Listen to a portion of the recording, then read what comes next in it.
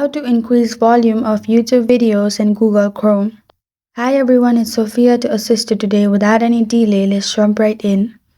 First, open Google Chrome on your device.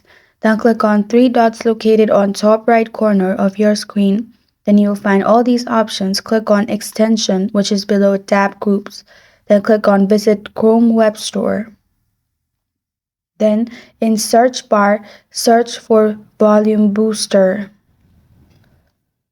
Click on Enter. Then click on Volume Booster. Click on Add to Chrome. Add extension. As you can see, extension is being downloaded.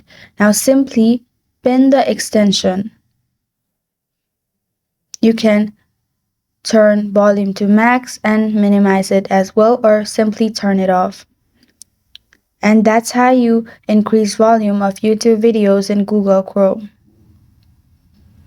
Thank you for joining me today. If this video helps you out, please leave a like and subscribe for more. Got a question or want to suggest a topic? Comment below. I am Sophia signing off. Until next time.